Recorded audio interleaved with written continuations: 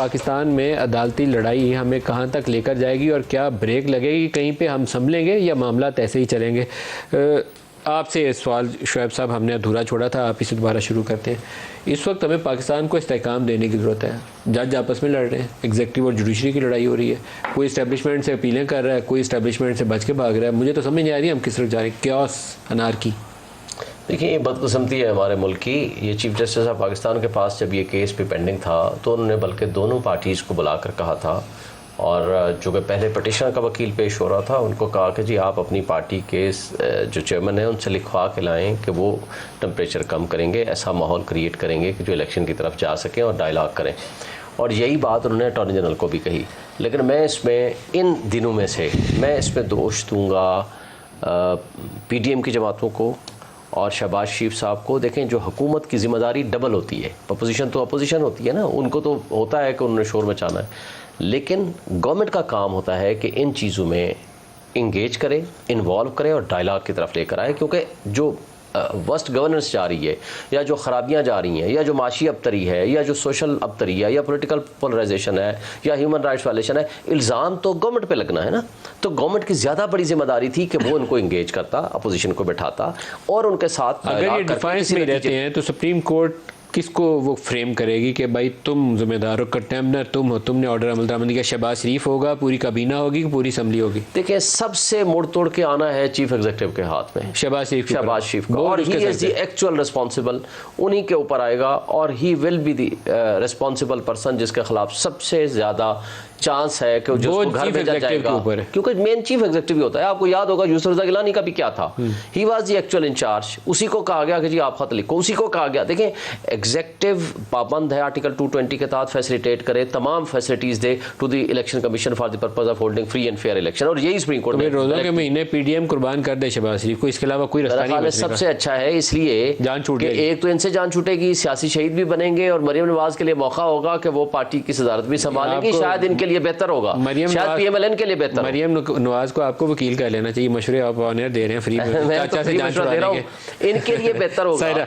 सायरा बीबी से पूछते हैं, सायरा ये हमें कहीं हल की तरफ ले जाएगा या हम नीचे के नीचे जाते जाएंगे? सर देखिए, अगर इन्होंने हल करना होता ना तो जिस वक्त वहाँ से ये असेंबली तोड़ने की बातें चल रही थी, आप ही के प्रोग्राम में बात हुई थी ना कि भाई वो इस्तीफा देंगे नहीं देंगे, असेंबली तहलील करेंगे नहीं तहलील करेंगे, उस वक्त ये PDM जैसे कह रहे हैं, ये चीफ एग्जीक्यूटिव हमारे शहबाज शरीफ साहब हैं, हेड तो वही है ना, पूरी PDM और ये जुडिशरी और हमारी इस्टेब्लिशमेंट, मतलब जो मुक्तदर हल्के हैं, क्या ये सोए हुए थे? क्या इनको नहीं पता था कि अगर ये सब कुछ हुआ तो उसके बाद के क्या असरात होंगे?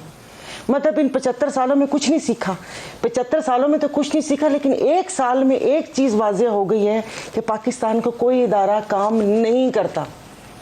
ये अल्लाह के आसरे पे चले जा रहा है मुल्क, लेकिन ये चीज़ वाज़ेह हो गई है कि कोई भी इदारा, कोई मतलब जो चारों तरफ हम अपने देखते हैं, कोई वहाँ पर ना काम का बंदा है ना वो काम करते हैं। ये चीज़ तो वाज़ेह हो गई है।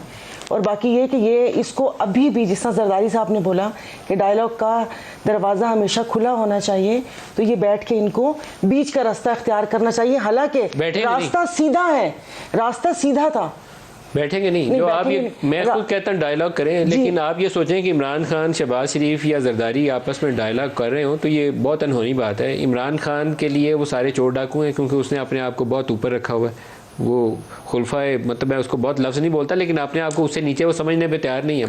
लेकिन सब बैठना पड़ेगा, क्योंकि वरना इस तरफ जहाँ जाएंगे वहाँ पर वापसी नहीं होगी जी, वहाँ पर वापसी नहीं होगी और ये चीज़ें फिसल जाएंगी। ये जो आपने जुमला भी बोला ना, रेत की तरह चीज़ें फिसल नहीं है, रेत की तरह इन सारों के हाथ से फिसल जाएंगे, सबके हाथ से, क्योंकि सबकी ईगोज बहुत बड़ी हैं, यहाँ तक पहुँची हुई हैं कि दूसरा तो इंसान है ही नहीं, कि वो जो बैठे हुए। और अभी जिस तरह आप ये बात, अभी ये इतनी ज़्यादा मुझे नहीं पता जो आप बात कर रहे हैं, लार्जर बेंच, फुल बेंच होना चाहिए, फुल बेंच होना चाहिए, सब वो कहते हैं असेंबली फुल है।